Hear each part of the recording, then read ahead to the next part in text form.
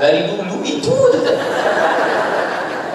Apakah betul orang yang rajin beribadah tanpa mengikut tarekat tak naik keluar? Selalu tolong penjelasan Pak Ustadz. Jadi yang paling mantap menggambarkan tarekat, hakikat, makrifat, syariat itu namanya Imam Bahauddin Naqsyabandi. Imam Bahauddin Naqsyabandi. Naqsh artinya mengukir, naqsh artinya melukis. Sampannya itu syariat. Tahu sampan? Sampan itu syariat. Lautnya itu hakikat. Berenangnya itu tarikat. Mutiara yang ada di dalam laut itu ma'rifat. Bisa kita ulang? Sampannya itu syariat. Lautnya itu hakikat.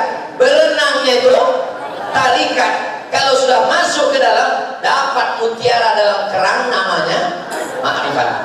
Itulah dia gambaran Imam Bahauddin Naqsyabandi. Nama tarekatnya tarekat Naqsyabandiyah. Ulamanya yang paling besar di Makkah, di Jabal Abi Qubais, namanya Syekh Sulaiman Zuhdi. Syekh Sulaiman Zuhdi punya murid namanya Maulana Ibrahim. Itulah dia di kumpulan Naqsyabandiyah kumpulan. Syekh Sulaiman Zuhdi punya murid namanya Syekh Abdul Ghani Al-Kappari. Itulah dia di batu bersurat kapal. Syekh Sulaiman Zuhdi punya murid namanya Syekh Ismail. Itulah yang ada di sorga. Tahu sorga? Surau Gajah. Bukan dulu. Syekh Sulaiman Zuhdi punya murid namanya Syekh Abdul Wahab. Itulah dia Syekh Abdul Wahab Rokan. Syekh Abdul Wahab Rokan punya cicit. Itulah dia Pak Wakil Bupati Siak, Pak Husni Mirza. Jadi tarekat itu adalah cara mengingat Allah. Nanti kalau sudah caranya dapat, lalu kemudian dia bertemu dengan hakikat, sampailah dia kepada ma'rifat. Imam Al-Ghazali pernah ditanya, Imam Ghazali, ya, ma'rifat itu apa? Kata Imam Ghazali, ma'rifat itu nurun yaqdhifullahu fi qalbi 'abdihi, cahaya yang ditembakkan ke dalam hati seorang hamba. Kalau sholat begini, syariatnya angkat takbiratul ihram, menghadap ke kiblat, baca Fatihah, baca ayat, ruku', i'tidal, sujud, itu syariat. Hakikatnya adalah mengingat Allah. Hakikat daripada sholat itu adalah mengingat. Syariatnya itulah dia. Tarekatnya caranya, cara berzikirnya mengingat Allah, dihentakkan ke tangkai jantung, la ilaha illallah. Zikir nafi isbat. Tapi ada lagi namanya zikir ismuzat. Zikir ismuzat tak berbunyi, tak bersuara.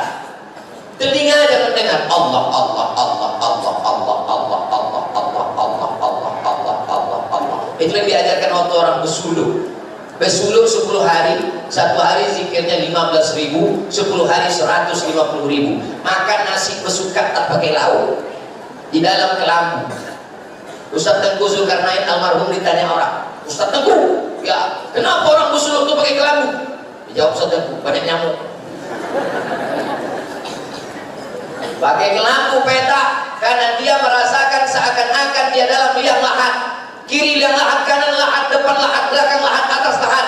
Berzikir Allah, Allah, Allah, Allah, Allah, Allah, menghidupkan kalbunya sampai akhirnya dia ma'rifat. Ma'rifat itu artinya Allah memancarkan cahaya ke dalam hatinya.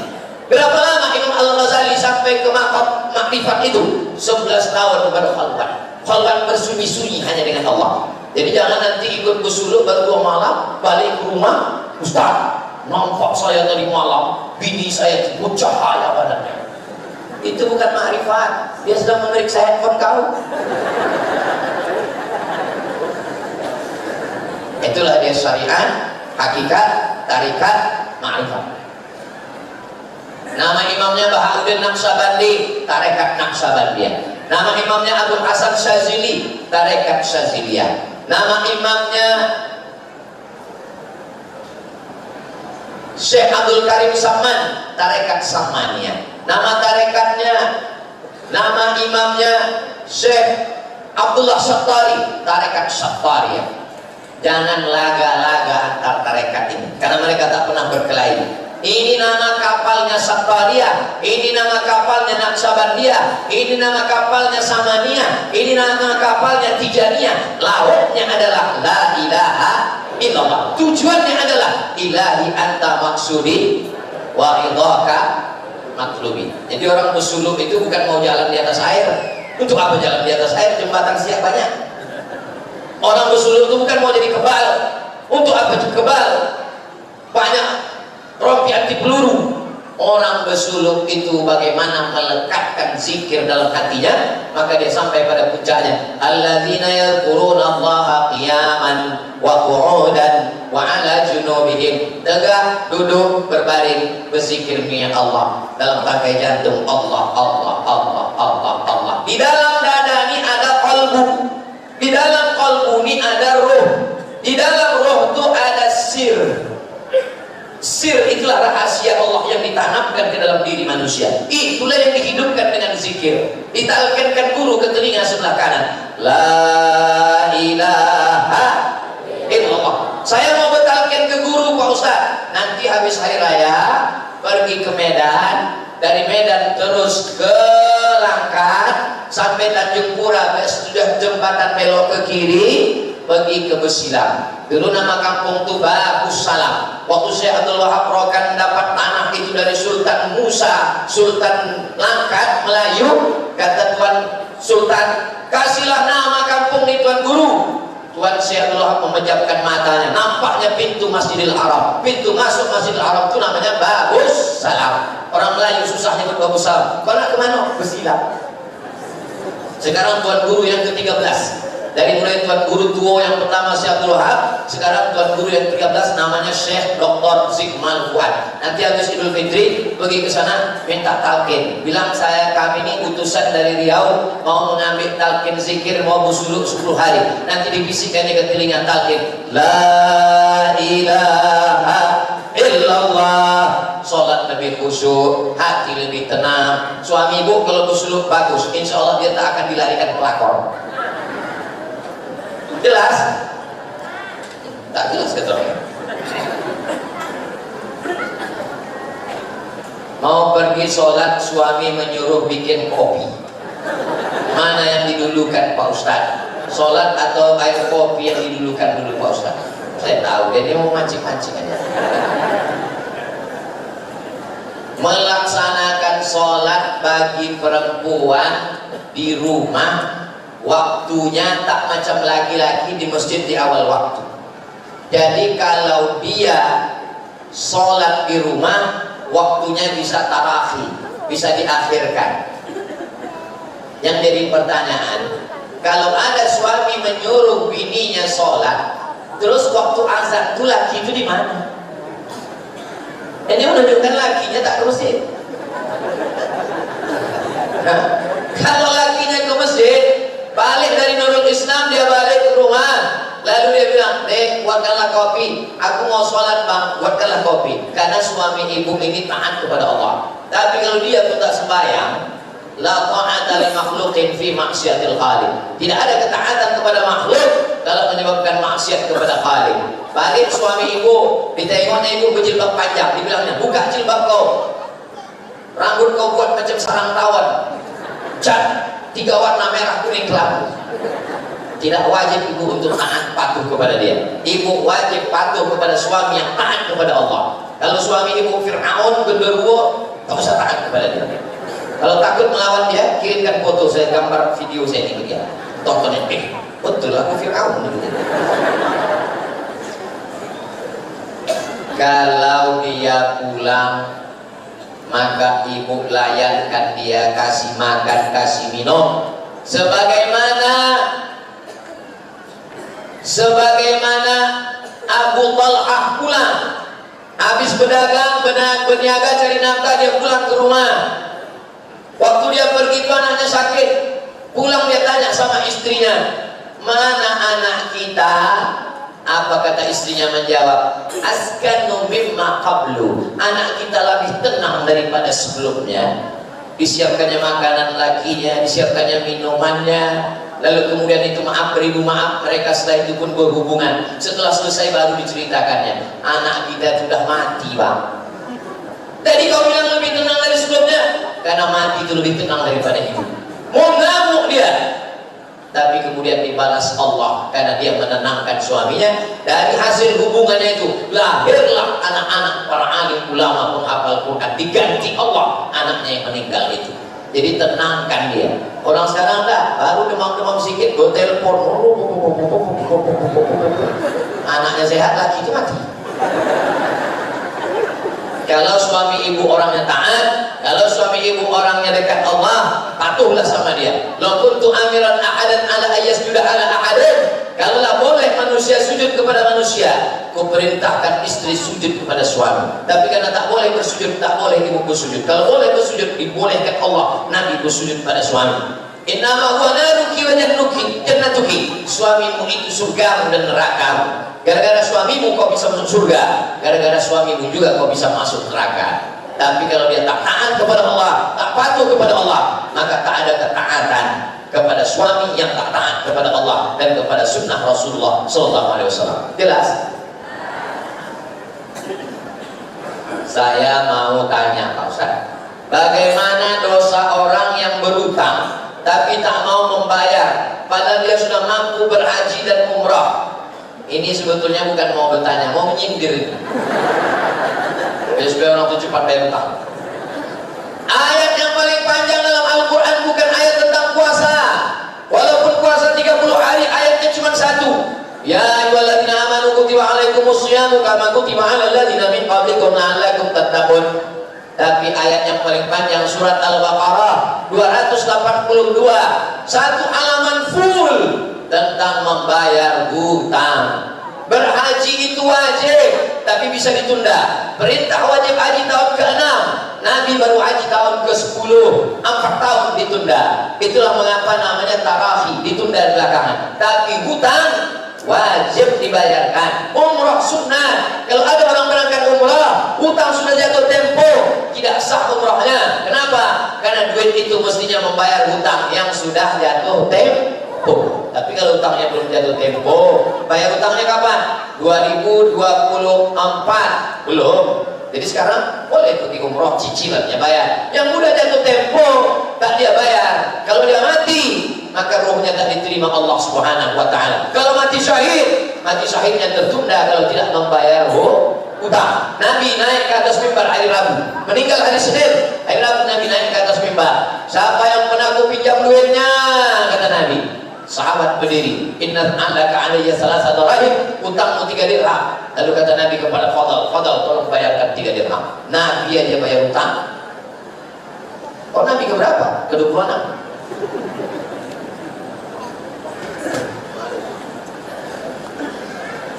Ini satu lembar penuh panjang ini. Minta pertanyaan, tak curhat. Kita tahu agama yang paling betul adalah Islam. Tak perlu diragukan lagi. Bagaimana anak-anak yang lahir dari rahim orang yang tak Islam, sementara ada yang lahir dari perut orang Cina, namanya Ustadz Felix Xiao. Ada yang lahir dari perut saudara kita orang Batak, namanya Ustadz Nababan. Ada yang lahir dari perut saudara kita dari Sulawesi Utara, namanya Ustadz Yahya Walone.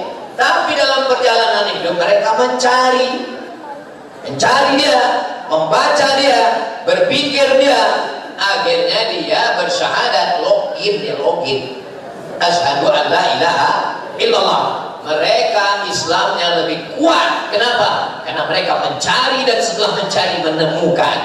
Beda antara anak-anak yang mencari duit, beli motor dengan motor yang dikasih bapaknya, hancur motor itu, tak ada penghargaan. Kenapa? Dia tak pernah mencari, dia dikasih. Begitu juga dengan ini, kita tak pernah mencari. Ayah kita Islam, emak kita Islam, lahir di Riau mayoritas Islam, tak menghargai Islam. Tapi mereka masuk Islam, memperjuangkan Islam luar biasa.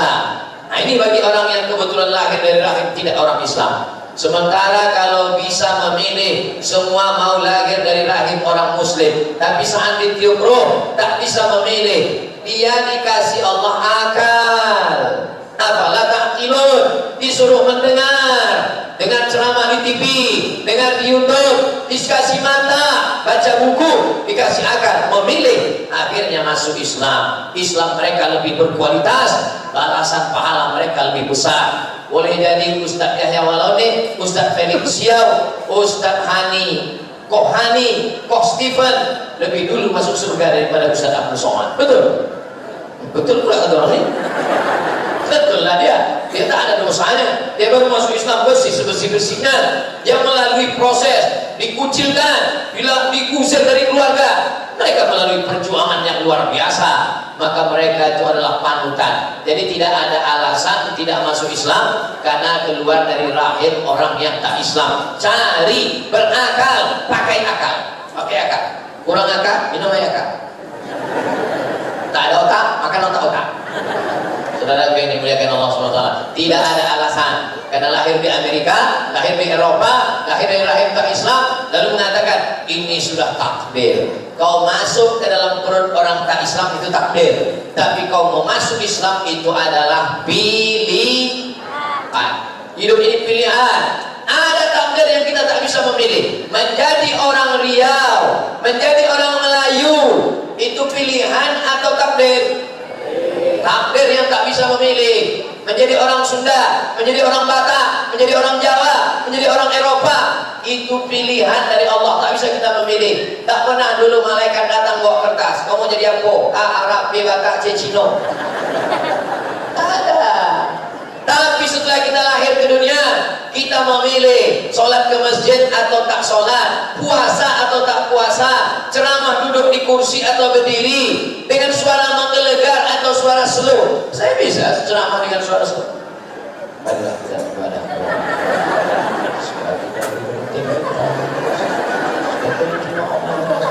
Bisa, tak bisa saya slow. Bisa, tapi saya tak ada kekuasaan, saya tak ada harta. Cuma punya suara, paling tidak dengan suara saya ini masuk ke telinga jamaah, itulah yang mendapatkan amal jariah sampai menghadap Allah, sampai masuk ke surga bersama Rasulullah SAW.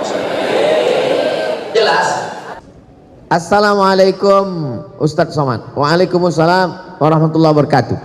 Kalau punya hutang sholat bertahun-tahun, bisa nggak dibayar ketika sholat rawatib?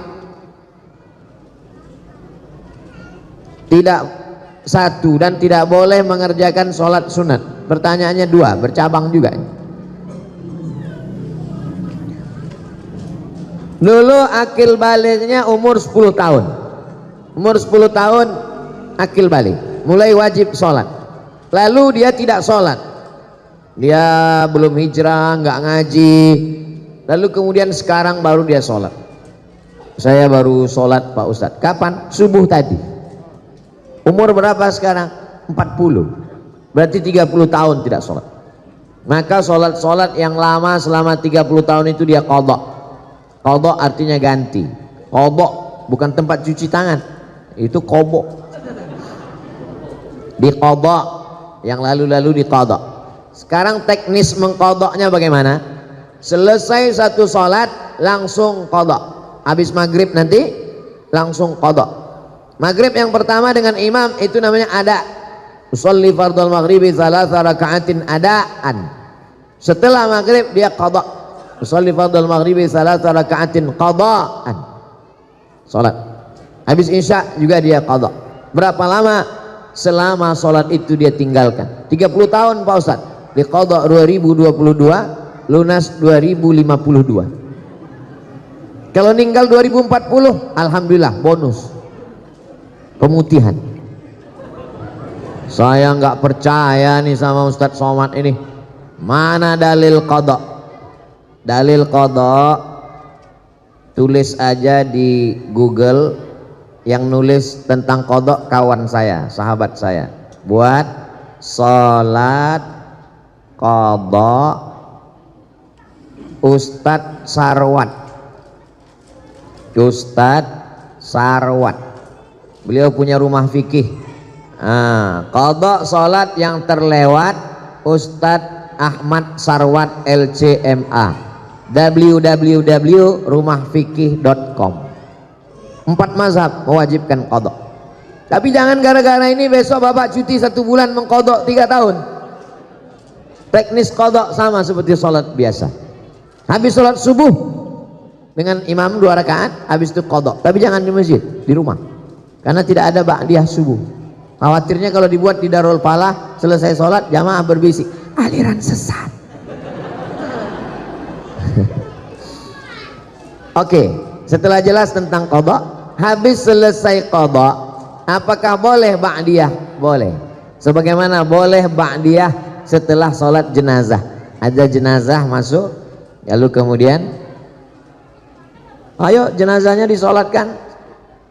Apakah setelah sholat jenazah masih boleh ba'diyah? Ya. Kenapa lebih didahulukan sholat jenazah?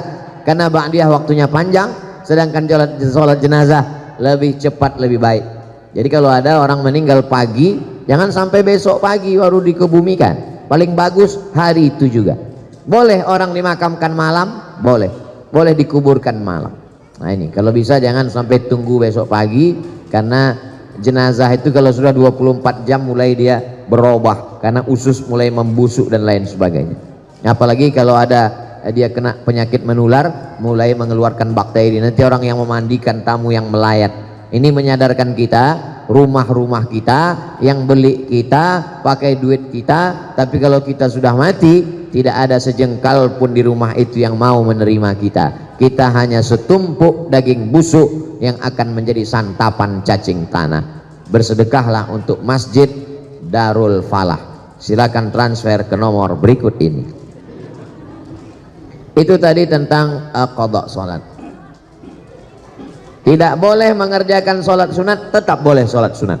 Orang yang belum selesai qadhanya tetap salat sunat duha, tetap salat sunat tahajud, tetap salat sunat qabliyah dan ba'diyah. Jangan nanti kamu nggak salat sunat, saya masih banyak utang. Oh, enggak, tetap salat sunat. Bagaimana hukumnya asuransi jiwa di bank syariah, boleh atau tidak? Asuransi hukumnya ada 2. Yang pertama mengatakan asuransi hukumnya haram karena ada unsur horor, gambling, judi. Satu tahun bayar 10 juta, 10 juta, 10 juta, 10 juta, 10 juta, 10 juta, 10 juta, 10 juta. Semuanya ada 10 orang. 10 kali 10 berarti terkumpul uang 100 juta. Tiba-tiba meninggal saya. Mati. Saya yang dapat. Sudah bayar 10 tahun, nggak mati-mati. Judi. Maka kata kelompok yang pertama, asuransi itu ada judinya, maka dia haram. Kelompok yang pertama mengatakan haram. Kelompok yang kedua mengatakan asuransi itu halal, boleh. Kenapa? Karena di dalamnya ada unsur ta'awun, tolong menolong. Saya susah, nggak ada uang, maka dengan adanya uang iuran 10 juta 10 juta saya menjadi tertolong. Baik asuransi jiwa, asuransi kesehatan maupun asuransi kendaraan, keselamatan di jalan raya. Maka ada 2 pendapat. Begitu kata Syekh Ali Jum'ah dalam kitab Fatawa Mu'asirah, fatwa kontemporer. Silakan pilih antara 2 ini, karena asuransi tak ada zaman Nabi. Saya milih judi Pak Ustadz, kalau begitu haram. Saya milih tolong menolong Pak Ustadz, kalau begitu boleh, silakan. Tapi konsisten, jangan ketika nggak dapat dibilang haram, pas dapat halam. Nah, Ustadz sendiri, saya tidak pakai asuransi jiwa, saya tidak pakai asuransi kesehatan, saya tidak pakai asuransi kendaraan. Terus pernah tabrakan? Sering. Karena saya menganggap itu bagian dari judi. Tapi saya tak menyalahkan. Apalagi di sini ada tulisannya asuransi syariah. Nanti kalau ada sales yang datang ke perumahan Bapak Ibu mengatakan silakan daftar asuransi syariah, tanya mana fatwa dari DSN, Dewan Syariah Nasional. Air minum ini tidak boleh diminum sebelum ada label halal. Ini ada Pak Ustadz, ada halalnya. Mereknya Sahabat. Sahabat apa? Sahabat UAS. Kalau minuman makanan kita mesti tahu ada label halalnya. Bukan label Pak Ustadz, label. Terserahlah mau label mau label.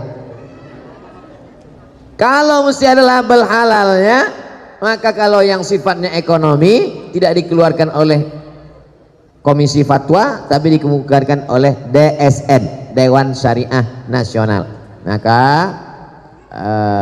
Bank Syariah mengeluarkan asuransi jiwa, maka silakan boleh lanjutkan karena mereka mengambil fatwa yang nomor 2 tadi.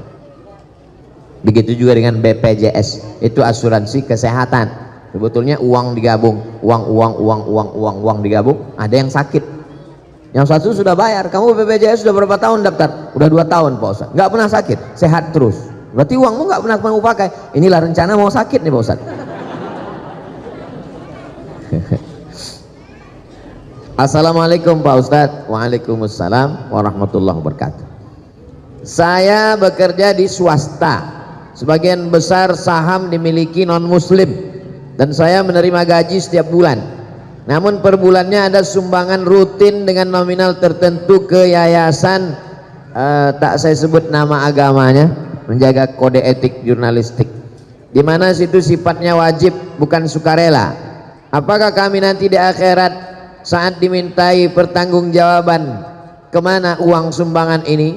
Bagaimana hukumnya bekerja di perusahaan non muslim? Pertanyaan ini ada 2 pertanyaan bercabang. Pertanyaan pertama, apa hukum kerja di tempat non muslim?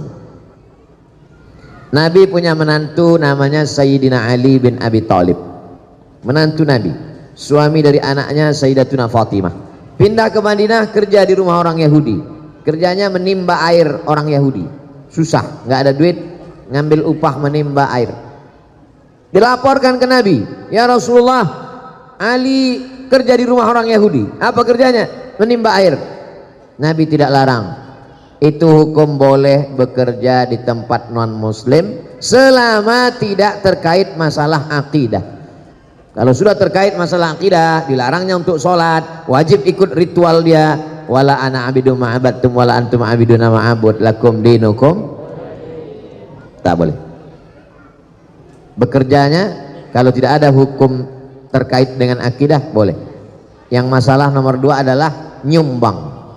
Setiap uang yang keluar dari kita akan ditanya an malihi, harta yang kau keluarkan akan ditanya min ainak tasabahu, dapatnya dari mana, wa fima anfaqahu, dipakai untuk apa. Kalau umur pertanyaannya 1, umur kemana kau habiskan. Kalau ilmu pertanyaannya 1, sudahkah kau amalkan. Kalau badan pertanyaannya 1, sudah kau pakai untuk apa kaki dan tangan, mata, telinga, lidahmu. Tapi kalau harta pertanyaannya 2, dapatnya dari mana, dipakai untuk apa. Dapatnya dari mana? Halal, kerja. Tapi dipakai untuk apa? Jangan-jangan dipakai untuk program keagamaan. Tapi Pak Ustadz, saya kerja di situ, pemegang sahamnya mereka. Kalau saya keluar dari sini, nanti saya tidak. Kalau ada tempat kerja lain yang kira-kira selamat daripada nyumbang untuk program agama, boleh. Tapi kalau tidak ada lain, pilihannya 2, mati dengan kerja ini. Pilih mana? Jangan pilih mati, nggak boleh. Silakan kerja. Mudah-mudahan uang itu dipakainya untuk sosial, bukan untuk penyebaran agama, insya Allah. Tapi kalau masih ada alternatif lain, hanya beda-beda sekian gajinya, ini lebih rendah tapi selamat dari nyumbang untuk program akidah orang lain, maka pilih. Syukur-syukur dia mau. Boleh nggak Pak, saya orang Islam, uangnya dipakai untuk Masjid Darul Falah? Boleh, silakan kata dia. Silakan pakai untuk Darul Falah, tapi bulan depan kau nggak di sini lagi. Oh, bahaya Pak Ustadz. Nah, itu hukum darurat membolehkan yang terlarang. Ad-darurat tubihul mahzurat. Demikian, wallahu a'lam bishawab.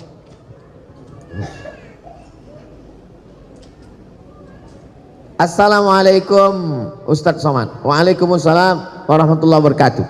Kalau punya hutang sholat bertahun-tahun, Bisa nggak dibayar ketika sholat rawatib?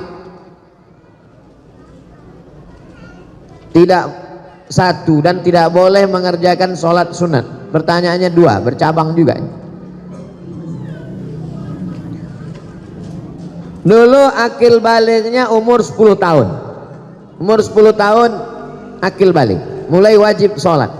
Lalu dia tidak sholat, dia belum hijrah, nggak ngaji. Lalu kemudian sekarang baru dia sholat. Saya baru sholat Pak Ustadz. Kapan? Subuh tadi. Umur berapa sekarang? 40. Berarti 30 tahun tidak sholat. Maka sholat-sholat yang lama selama 30 tahun itu dia qadha. Qadha artinya ganti. Qadha bukan tempat cuci tangan, itu qadha. Di qadha, yang lalu-lalu di qadha. Sekarang teknis mengqadhanya bagaimana? Selesai satu sholat langsung qadha. Habis maghrib nanti langsung qadha. Maghrib yang pertama dengan imam itu namanya ada. Usolli fardhal maghribi 3 raka'atin adaan. Setelah maghrib dia qadha. Usolli fardhal maghribi 3 raka'atin qadaan. Salat. Habis isya juga dia qadha. Berapa lama? Selama salat itu dia tinggalkan. 30 tahun Pak Ustaz. Di qadha 2022, lunas 2052. Kalau meninggal 2040, alhamdulillah bonus pemutihan. Saya nggak percaya nih sama Ustadz Somad ini. Mana dalil qadha? Dalil qadha tulis aja di Google. Yang nulis tentang qadha kawan saya, sahabat saya. Buat salat qadha Ustadz Sarwat. Ustadz Sarwat, beliau punya rumah fikih. Qadha salat yang terlewat Ustadz Ahmad Sarwat LCMA, www.rumahfikih.com. 4 mazhab mewajibkan qadha. Tapi jangan gara-gara ini besok bapak cuti 1 bulan mengqadha 3 tahun. Teknis qadha sama seperti salat biasa. Habis sholat subuh dengan imam 2 rakaat, habis itu qadha. Tapi jangan di masjid, di rumah, karena tidak ada ba'diyah subuh. Khawatirnya kalau dibuat di Darul Falah, selesai sholat jamaah berbisik, aliran sesat. Oke, setelah jelas tentang qadha, habis selesai qadha, apakah boleh ba'diyah? Boleh. Sebagaimana boleh ba'diyah setelah sholat jenazah. Ada jenazah masuk, lalu kemudian ayo jenazahnya disolatkan. Apakah setelah sholat jenazah masih boleh ba'diyah? Ya. Kenapa lebih didahulukan sholat jenazah? Karena ba'diyah waktunya panjang, sedangkan sholat jenazah lebih cepat, lebih baik. Jadi kalau ada orang meninggal pagi, jangan sampai besok pagi baru dikebumikan. Paling bagus hari itu juga. Boleh orang dimakamkan malam, boleh. Boleh dikuburkan malam. Nah ini kalau bisa jangan sampai tunggu besok pagi, karena jenazah itu kalau sudah 24 jam mulai dia berubah karena usus mulai membusuk dan lain sebagainya. Apalagi kalau ada dia kena penyakit menular, mulai mengeluarkan bakteri. Nanti orang yang memandikan tamu yang melayat. Ini menyadarkan kita, rumah-rumah kita yang beli kita, pakai duit kita, tapi kalau kita sudah mati tidak ada sejengkal pun di rumah itu yang mau menerima kita. Kita hanya setumpuk daging busuk yang akan menjadi santapan cacing tanah. Bersedekahlah untuk Masjid Darul Falah. Silakan transfer ke nomor berikut ini. Itu tadi tentang qadha salat. Tidak boleh mengerjakan salat sunat, tetap boleh salat sunat. Orang yang belum selesai qadhanya tetap salat sunat duha, tetap salat sunat tahajud, tetap salat sunat qabliyah dan ba'diyah.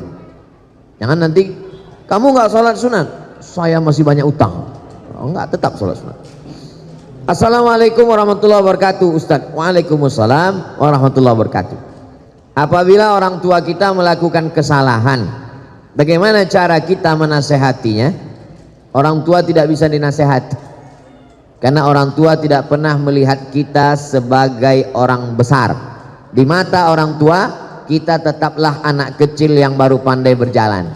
Jadi kalau kita ceramahi orang tua, dia bukan dengar, dia melihat kita sebagai lucu. Aku lucu ngelihat ente, anak kecil kok pandai ngomong, kata dia.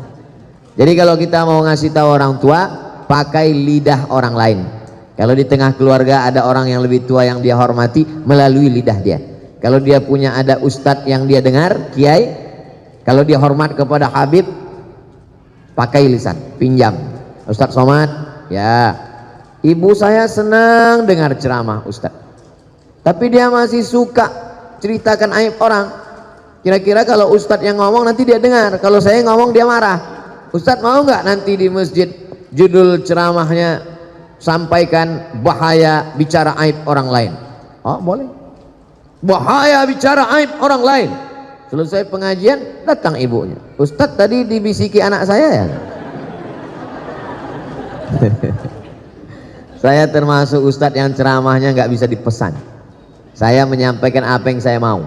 Saya tidak mau menyindir-nyindir orang melalui pengajian. Jadi kalau ada orang tuanya tidak sholat, jumpakan saya jumpa, Pak, bapak sudah tua, nanti bapak kalau mati tempat bapak neraka jahanam, cepat-cepat sholat. Saya kalau diundang ke kantor, dipesan, Ustadz ceramah tolong jangan singgung-singgung masalah jilbab, karena istri kepala dinas belum berjilbab. Nah, saya bahas itu, yang tidak pakai jilbab neraka jahanam tempat. Makanya banyak tempat ceramah wal awwal wal akhir, itu yang pertama dan terakhir. Saya tak pandai menyindir-nyindir orang melalui ceramah. Saya mau ngomongnya langsung to the point. Nah, jadi pakai orang lain, karena orang tua tidak pernah menganggap kita besar dalam pandangan dia. Kadang anak-anak muda ini kalau udah ikut pengajian, pulang-pulang mau menceramahi orang tua. Pulang ceramah pengajian, panggil orang tua, papa sini, mama, ya ayyuhalladzina amanu. Oh nggak bisa begitu. Dia lebih banyak makan asam garam dari kita, karena banyak makan asam garam itulah maka darah tingginya kuat. Assalamualaikum Ustaz. Waalaikumsalam.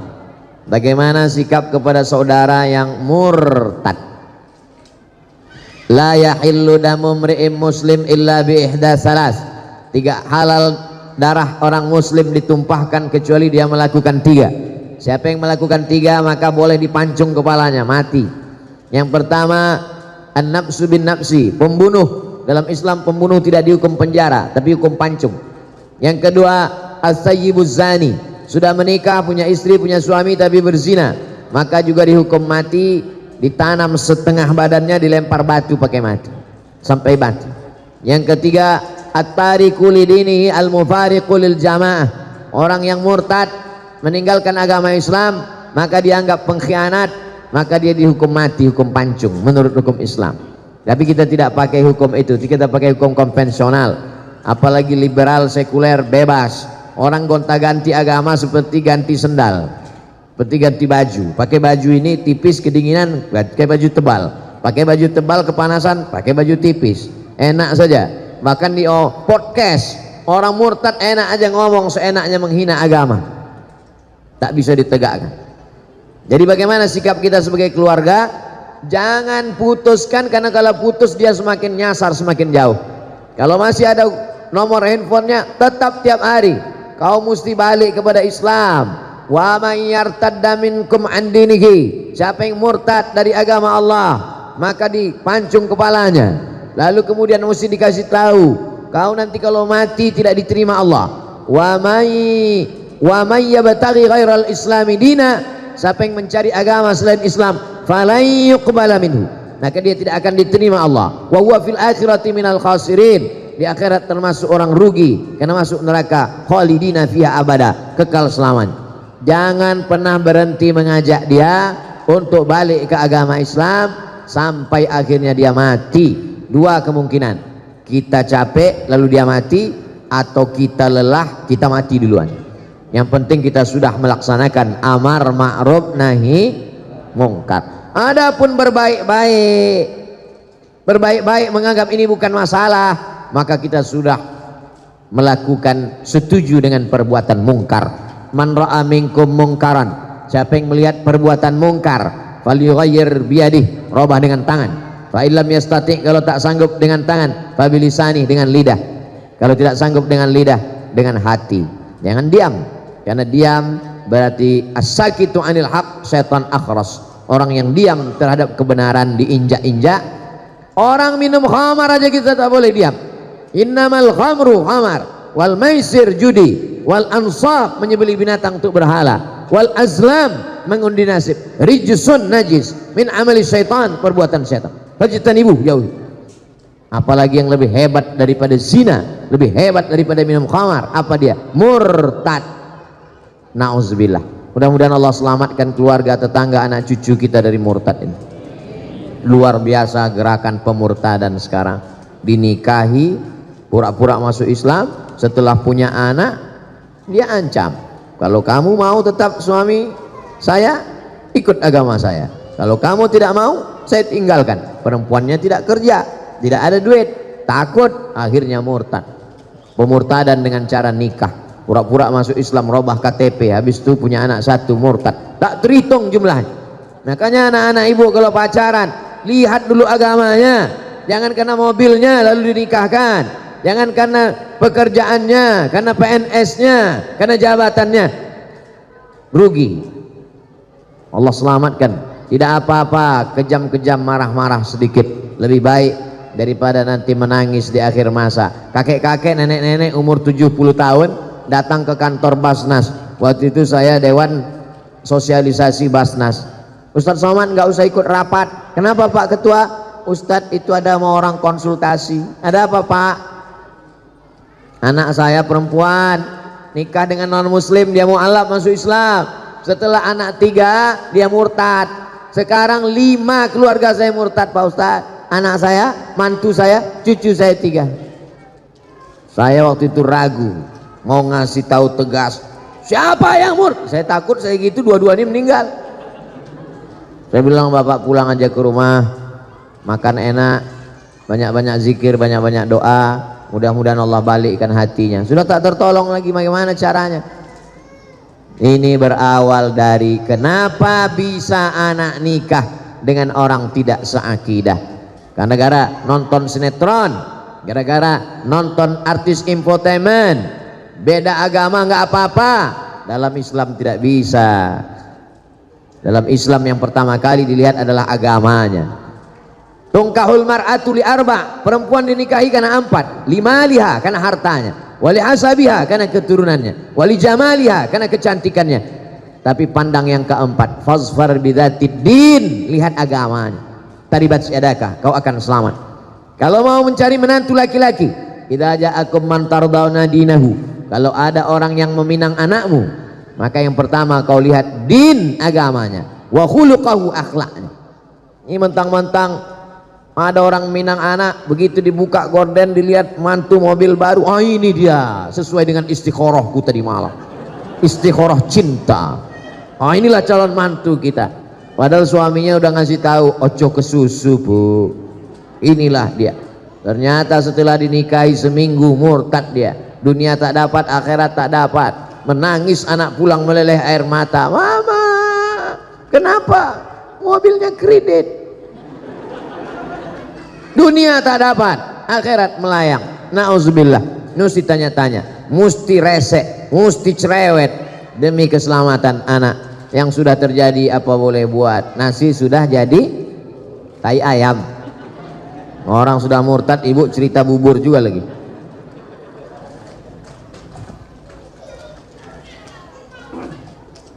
Apakah orang tua bertanggung jawab terhadap anak yang mabuk, yang sakau, yang pacaran, yang minum khamar? Kullukum ra'in, setiap kamu adalah pemimpin. Wa kullukum mas'ulun ar-ra'iyatih, setiap kamu akan ditanya tentang yang kau pimpin. Saya akan ditanya tentang anak saya. Maka anak keponakan saya laki-laki, adik saya laki-laki, adik laki-laki punya anak perempuan. Kalau dia meninggal, kalau meninggal adik saya yang menjadi walinya. Maka adik keponakan perempuan saya wajib masuk pesantren. Karena kalau bapakmu meninggal, aku walimu. Aku yang menikahkanmu nanti. Aku tanggung jawab di hadapan Allah Subhanahu wa taala. Bapak laki-laki punya saudara kandung laki-laki, punya anak perempuan, maka kalau meninggal bapaknya, bapak akan menjadi walinya. Maka kita bertanggung jawab di hadapan Allah. Anak keponakan saya wajib masuk pesantren karena saya tak sanggup mendidik mereka. Benteng pertahanan umat Islam, akidah Ahlussunnah wal Jamaah, bisa hafal Quran, selamat dari pergaulan bebas, selamat dari narkoba, selamat dari sekuler, selamat dari liberal, selamat dari aliran sesat. Pesantren, masukkan anak ke pesantren. Yang sudah memasukkan, alhamdulillah. Yang belum memasukkan, insya Allah. Sudah dikasih tahu nggak juga mau masukkan, innalillah. Kalau sudah dimasukkan ke pesantren, sudah dididik, tetap juga dia buat dosa, kita tidak tanggung jawab. Wala taziru waziratun wizra ukhra. Orang tidak menanggung dosa orang lain, tapi kita sampai mati tetap amar ma'ruf nahi mungkar. Jangan diam. Bu, anaknya saya bawa nonton ya. Jangan. Sebentar aja bu, ke Parung Panjang, nanti saya belikan mie ayam sama bakso. Bawa lah. Betapa murahnya harga anakmu, padahal kau mengandungnya 9 bulan 10 hari. Di Parung Panjang ngandung masih 9 bulan 10 hari, alhamdulillah. Di tempat lain ada yang 3 bulan lahir, menyusukannya 2 tahun, meregang nyawa melahirkannya. Kenapa dibiarkan sia-sia? Kita akan diminta tanggung jawab di hadapan Allah. Tapi jangan gara-gara ini lalu takut punya anak. Silakan punya anak, karena anak bisa menolong. Rabbi habli minas sholihin. Itu pertanyaan-pertanyaan. Ada lagi? Habis. Itu baik.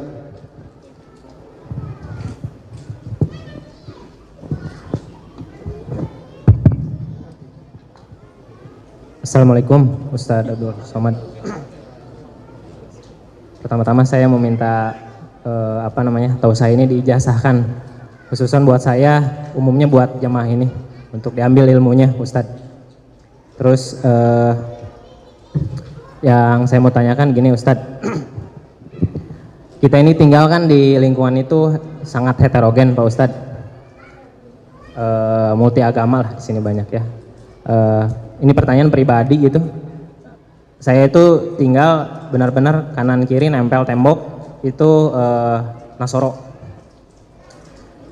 Niat saya bukan takabur. Saya pengen mungkin ini ibadah saya gitu. Saya pengen memperlihatkan adab sama akhlak orang Muslim tuh seperti ini gitu. Jadi biar tidak termakan ya sekarang metaverse ya. Gimana adab saya terhadap tetangga saya yang bertempelan tembok, kebetulan dia Nasoro, qadarullah, dia miara makhluk najis juga. Terus saya punya anak kecil, saya pengen berhubungan baik sama beliau. Kadang kita juga berbagi makanan gitu, tapi saya tahu gitu tetangga saya ini makanan yang tidak halal gitu. Gimana cara adab saya Ustadz? Sodako. Bismillah. Saya bertetangga dengan non-muslim sampai kelas 6 SD. Setelah itu orang tua saya pindah, tapi hubungan saya sampai hari ini baik. Masih WA, masih kirim-kiriman. Ada rumah Quran di daerah itu perlu bantuan semen. Yang WA saya yang non-muslim tadi, Ustadz Somad, dekat rumah kita ada rumah Quran, sekarang sedang pembangunan. Ada orang di Jakarta mau dapat jadwal ceramah TNI melalui yang non muslim tadi. Jadi hubungan kami tetap baik dalam hubungan sosial, tapi dalam hubungan akidah, wala ana abidum ma'abattum wala antum abiduna ma'abud lakum dinukum wadi. Dulu kalau hari raya dia kirim kami makanan, tapi dia tahu kita tidak makan makanan dia kasih kuehnya, kue kotak, kue bungkus pabrik halal, minuman kaleng. Kita saling menjaga. Sebetulnya yang merusak ini provokator. Medsos ini luar biasa fitnahnya. Adapun bertetangga menjaga adab, justru dia masuk Islam karena adab itu. Ada seorang imam namanya Imam Al-Hasan Al-Basri, meninggal tahun 110 Hijrah, punya tetangga non muslim. Rumah tetangganya di atas bukit, dia di bawah. Lalu kemudian suatu ketika Imam Hasan Al-Basri sakit. Tetangga yang non muslim masuk menjenguk ke ruang tamu. Hasan Basri mana? Dia di kamar, tetangganya masuk ke kamar. Sampai di kamar, di pojok rumah ada ember.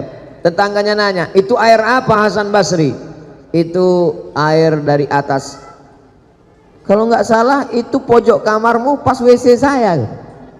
Sudah berapa lama kamu nampung air ini? Isrun sana, 20 tahun sudah kutampung. Agama apa yang mengajarkanmu selembut ini Hasan Al-Basri? Saksikanlah wahai Hasan Al-Basri. Asyhadu an la ilaha illallah wa asyhadu anna Muhammad Rasulullah. Kisah ini ada dalam kitab Gharaib wa Taraib, ditulis oleh Syekh Abu Amr Al-Misri. Sa'ah wa sa'ah, Gharaib wa Taraib, kejadian-kejadian unik dalam sejarah Islam. Masuk Islam bukan karena dia ajak masuk Islam, kalau tak masuk Islam neraka jahanam. Masuk Islam karena tersentuh hatinya. Orang kalau sudah kau sentuh tepat di hatinya, dia akan jadi milikmu untuk selamanya. So sweet. 20 tahun menahankan itu, buahnya ada tetangga masuk Islam. Kita kadang dia baru salah parkir sekali sudah keluar kebun binatang dari mulut kita. Dia punya anjing, lebih galak pula mulut kita dari anjingnya lagi. Adapun dia punya anjing, kita usahakan bagaimana caranya, apa pantang yang membuat kira-kira anjing itu tak masuk ke halaman kita. Karena kalau sampai air liurnya basah, kalau kering sama kering tak apa, tapi kalau sampai basah sama kering maka mesti dibasuh 7 kali. Kalau sampai anjing itu mengeluarkan air liur di halaman, lalu kemudian halamannya itu anak kita jalan kena kakinya, mesti kita siram kaki anak kita itu 7 kali dengan air, salah satunya dengan air yang dibasuh tanah. Kalau di sini ada tetangga punya anjing, sementara kita tidak punya pagar, mesti izin ke developer atau ke lingkungan, mesti pagar, karena kalau tidak anjingnya apa kan akan masuk. Atau dibuatkan aturan, siapa yang melihara anjing mesti di dalam rumah dia. 2 kemungkinan, anjing itu mesti di rumah dia atau rumah kita berpagar, karena kalau tidak mau tak mau anjing masuk, karena anjing tidak bisa baca kecuali kita bilang anjing dilarang masuk. Kita mesti menjaga ini hidup bertetangga, karena kalau tidak ini akan merusak tatanan sosial kita. Mudah-mudahan akhlak kita membukakan pintu hidayah untuk mereka. Ayyahdiyallahu bika rajulan wahidan, satu orang dapat hidayah karena engkau, khairum min humurin na'am, lebih baik daripada kau memiliki dunia beserta isinya. Tentang ijazah, ajaztukum jami'a marwiyati wa muallafati wa muhadarati, aku ijazahkan semua kajian-kajian, riwayat-riwayat hadis dan zikir, semua ceramah-ceramah, yang buku-buku yang sudah kusampaikan selama ini kepada seluruh jamaah Masjid Darul Falah yang hadir pada saat ini. Asa an tanfa'ana fid dharaini, mudah-mudahan bermanfaat untuk kita dunia akhirat. Amin ya rabbal alamin. Baik, terakhir.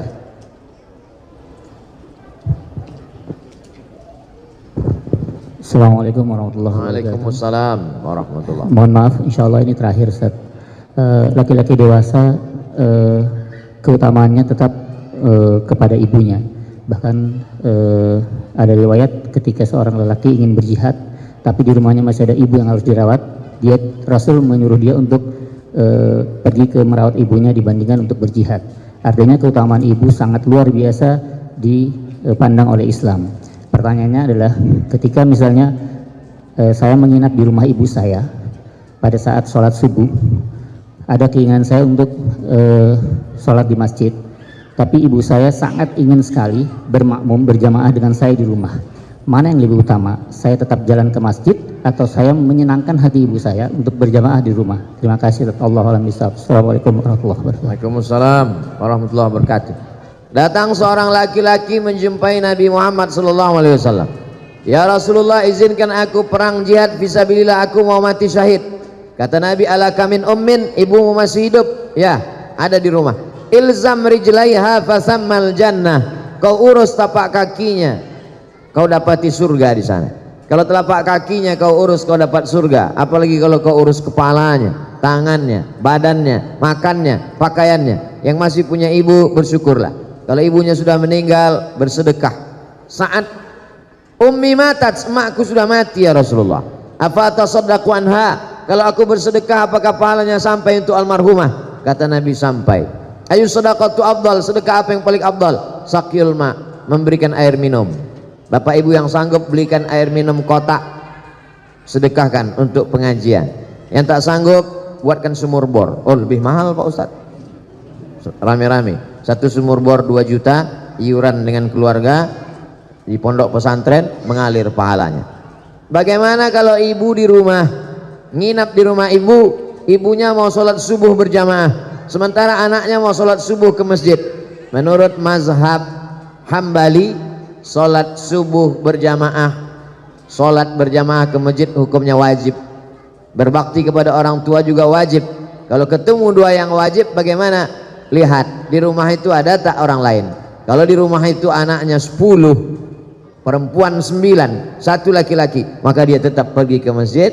Maka nanti setelah pulang ke masjid, dia tetap berbakti kepada ibunya. Tapi kalau dia anak tunggal satu-satunya, tak ada pembantu dan siapapun juga dalam rumah itu, kalau dia pergi dikhawatirkan terjadi sesuatu, maka yang wajib ini lebih dikedepankan daripada dia pergi ke masjid. Menurut mazhab Syafi'i, sholat berjamaah ke masjid fardu kifayah. Menurut mazhab Maliki, sholat ke masjid adalah sunnat muakkad. Andai bertemu dua yang wajib, maka dilihat mana yang lebih kuat di antara keduanya. Kalau anak tunggal sendirian, tak ada orang lain yang menjaga, maka wajib kau bersama ibumu, karena dikhawatirkan akan terjadi sesuatu. Sedangkan di masjid sholat berjamaah tetap ada imam dan makmum, sehingga sholat tetap terlaksana. Kalau sampai masjid Darul Falah ini kosong, tidak ada orang sholat berjamaah, satu perumahan ini istahwadat alaihimus syayatin, satu perumahan ini diganggu setan. RT-nya kesetanan, RW-nya kesetanan, masyarakatnya kesetanan. Insya Allah kita sholat berjamaah di masjid. Amin ya rabbal alamin.